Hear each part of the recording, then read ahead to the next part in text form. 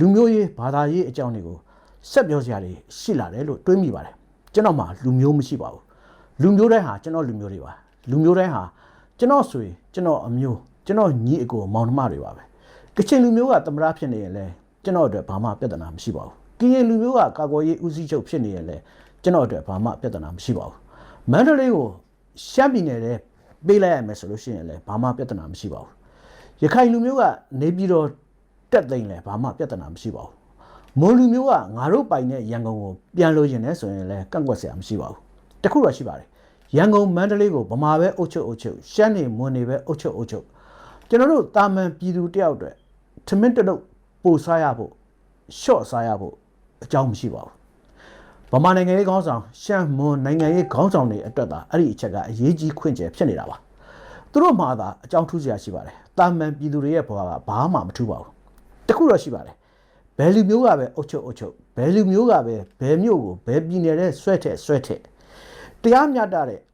ဆင်းရဲချမ်းသာမရွေးလူတိုင်းအတွက်ဒန်းတူအခွင့်အရေးရတဲ့အုပ်ချုပ်ရေးစနစ်ဖြစ်ဖို့တော့အရေးကြီးပါတယ်မတရားတဲ့အုပ်ချုပ်ရေးလူမျိုးရေးခွဲခြားတဲ့အုပ်ချုပ်ရေးဆင်းရဲချမ်းသာလူဒန်းစားခွဲခြားတဲ့အုပ်ချုပ်ရေးဖြစ်နေရင်တော့ဘယ်လူမျိုးပဲအုပ်ချုပ်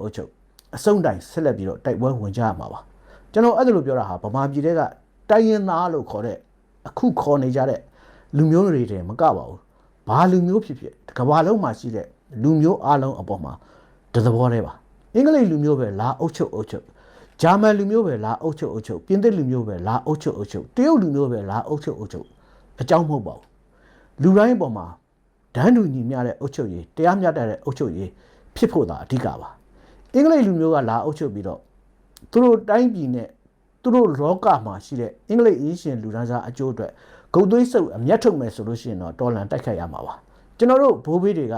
အင်္ဂလိပ်ကိုလိုနီနယ်ချက်ကိုတိုက်ထုတ်ခဲ့ကြတယ်ဆိုတာကလည်းအနှစ်သာရကအဲ့ဒါပါအင်္ဂလိပ်လူမျိုးကိုမုံတီးစိတ်နဲ့တိုက်ခိုက်တာဟာအမှန်ကန်တဲ့လမ်းစဉ်မဟုတ်ပါဘူးအင်္ဂလိပ်အင်းရှင်ကဗမာပြည်ကိုသိမ့်ပိုက်ပြီးအင်္ဂလိပ်ဘျူရိုကရက်တွေကိုဗမာပြည်ပို့အင်္ဂလိပ်အင်းရှင်လူဒန်းစားအကျိုးစီးပွားတဲ့ဗမာသေယံစန္ဒတွေကိုအမျက်ထုတ်သွေးဆုပ်ချဲလဲလို့လုံးဝလွတ်လပ်ရေးအတွက်တိုက်ခိုက်ခဲ့ကြရတာပါအဲ့ဒါလို့တော်လိုင်းမျိုးကတော့လိုကိုလိုအပ်နေမှာပါဒါပေမဲ့ဗမာပြည်ကိုလာပြီးတော့လူမျိုးပေါင်းစုံနိုင်ငံသားတွေကိုဖိနှိပ်သေယံစန္ဒတွေကိုအမျက်ထုတ်သွားကြတဲ့အထက်မှာအင်္ဂလိပ်လူသမားအင်္ဂလိပ်လယ်သမားတွေမပါပါဘူးတာမန်စင်းရသားအင်္ဂလိပ်တွေမပါပါဘူးသူတို့ကသွားတိုက်ခိုင်းနေကြတာလည်းမဟုတ်ပါဘူးအဲ့ဒါကိုကျွန်တော်တို့ရှင်းရှင်းလင်းလင်းသဘောပေါက်ကြဖို့လိုအပ်ပါတယ်ဗမာပြည်မှာလူမျိုးပေါင်းစုံကိုဖိနှိပ်လူမျိုးပေါင်းစုံရဲ့အခွင့်အရေးနဲ့ရပိုင်ခွင့်တွေကိုချိုးနှိမ်ဖြစ်စီအနိုင်ကျင့်နေကြတာကလည်းဗမာစစ်အုပ်စုပါတာမန်ဗမာစင်းရသားလယ်သမားအလုပ်သမားကုန်သည်ပွဲစားတွေမပါပါဘူးအဲ့ဒါလိုလုပ်နေတာကိုတာမန်စင်းရသားဗမာပြည်သူတွေကထောက်လိုက်မထောက်ခံကြပါဘူးခင်ဗျားတို့ကျွန်တော်တို့ခေါင်းပေါ်မှာမိုးပြီးတော့ဒုက္ခပေးနေတဲ့ဘလူးတစ်ဖက်ကြီးဟာစစ်အာဏာရှင်တွေပါဗမာဆိုတဲ့လူမျိုးမဟုတ်ပါဘူးအဲ့ဒါကြောင့်ကျွန်တော်မှာလူမျိုးမရှိဘူးလို့ကျွန်တော်ပြောတာဖြစ်ပါတယ်ကျွန်တော်သွေးထဲမှာလူမျိုးတစ်မျိုးမျိုးရဲ့သွေးဒါမှမဟုတ်နှစ်မျိုးသုံးမျိုးရဲ့သွေးပါခြင်းပါနေပါလိမ့်မယ်ကျွန်တော်စိတ်သက်ထဲမှာဘာလူမျိုးမှမရှိပါဘူးရှမ်းကချင်မွန်ကရစတဲ့လူမျိုးတွေကိုလူချင်းအတူတူလို့သဘောထားပြီးတော့တစ်မျိုးတည်းတစားတည်းလို့သဘောထားပြီးတော့ကျွန်တော်ချစ်ခင်နိုင်တယ်လို့အိန္ဒိယတရုတ်ပြင်သစ်အင်္ဂလိပ်တွေကိုလည်းလူချင်းအတူတူလူမျိုးချင်းအတူတူတစ်မျိုးတစားတည်းလို့သဘောထားပြီးတော့ကျွန်တော်ချစ်ခင်နိုင်ပါတယ်အဲ့ဒါလိုပါပဲထေရဝါဒဗုဒ္ဓဘာသာထွန်းကားပြန့်ပွားရေးဆိုတဲ့ကြက်ဖို့ဥခင်ကြီးရဲ့စိတ်ထားမျိုးလည်းကျွန်တော်မှာမရှိပါဘူးဘာသာအလုံးဟာကျွန်တော်ဘာသာတွေပါပဲဖျားအလုံးဟာကျွန်တော်ဖျားတွေပါပဲဗုဒ္ဓဘာသာဖျားဟိန္ဒူဖျားမွတ်စလင်ဖျားခရစ်ယာန်ဖျားတွေအားလုံးဟာကျွန်တော်ဖျားတွေပါပဲဘာသာအလုံးကိုညီတူမျှတူတန်ဖိုးထားပါတယ်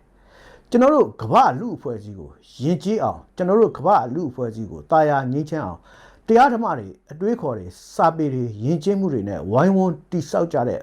ဘာသာအလုံးယဉ်ကျေးမှုအလုံးဟာကျွန်တော်အတွက်တန်ဖိုးထားရမယ့်အရာတွေကြီးပါပဲ